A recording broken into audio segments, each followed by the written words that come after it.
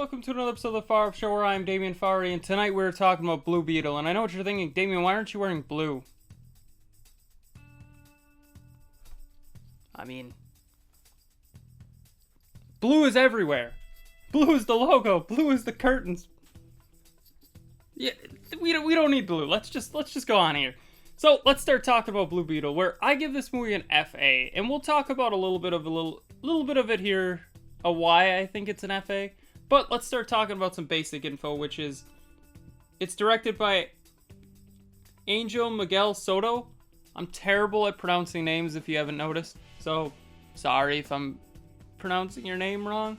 It's written by Garth Dunnan-Akor, and it's based on characters from DC, that being Blue Beetle. I mean, the cast. So, we're only talking about 3 cast members because honestly the rest are kind of throwaways, and we'll talk about that in just a second when it comes to the actual plot.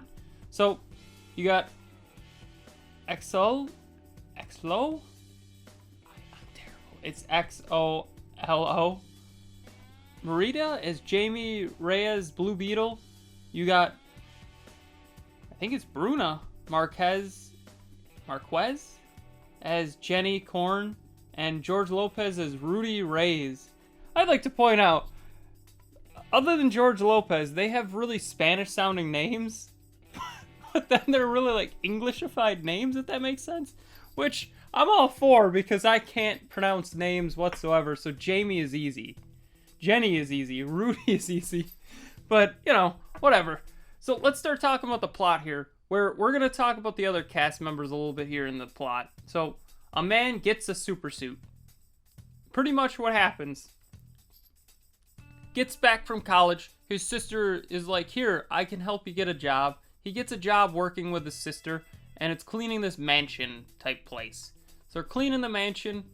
Pretty much he overhears Jamie overhears Jenny here having a fight with her aunt, which is played by Susan Sarandon, which, forgettable, but so she's having a fight with her, so pretty much Jamie steps in and is like, hey, because it looks like something violent's about to happen. His heart's in the right area, so he gets fired.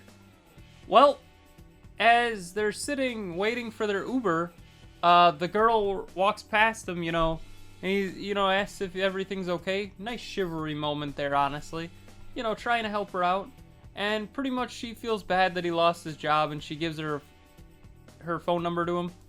And his sister makes fun of him, and honestly, dude's got game. That's all there is to say. He's got game. So, pretty much what happens is he goes back the next day to help get a job, and he runs after her, which kind of is stalking. I don't know if it's stalking because she said to come there the next day.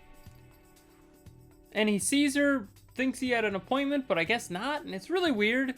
It's kind of odd, but he runs after her in the building. She gives him the thing, and he gets home with it. His family's like, you didn't open it? And he's like, no, I didn't open it. And they look at it, and then it becomes a part of him, the super suit. And pretty much, the reason I bring up that we didn't talk about the family too much is the mother does almost nothing except mourn, which we'll get to. Spoiler, the dad dies. She mourns over the dad's dying. The dad is like, it's not your time after Jamie nearly dies.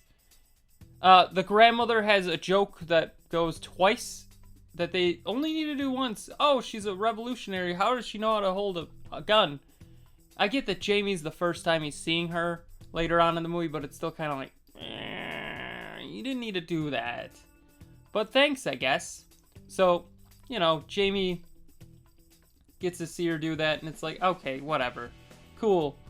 And then his sister, while funny, nonetheless, I don't think was great either.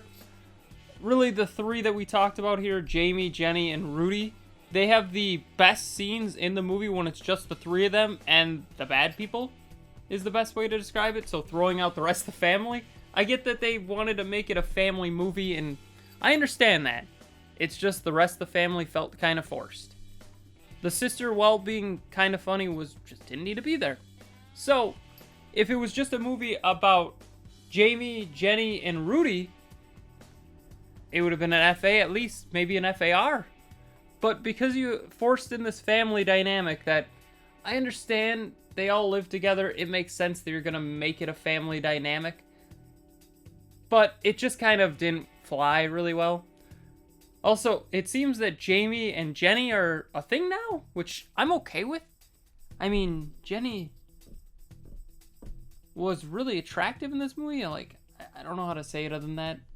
So I get it. Jamie wants Jenny. Jenny wants Jamie. It's a win-win. So I think this movie, once again, is good. I think it could have definitely been better, though. I think there's room for improvement. Like I said, if you just had it where it was Jamie, Jenny, and Rudy, instead of the, like, 20 to 20-ish minutes that it was just them, made the whole movie that, I think this would have been probably an A+ movie. But, you know, I'm not the writer. I have no idea who Blue Beetle is other than Injustice 2. So, my apologies if I sound out of line or anything. I'm sorry. I don't know the character, so I feel bad ripping it apart here. But did you like Blue Beetle? Tell me in the comments below, what did you think of Blue Beetle if you saw it? Don't forget to like, share, comment, subscribe, hit that bell icon, and have a far off night.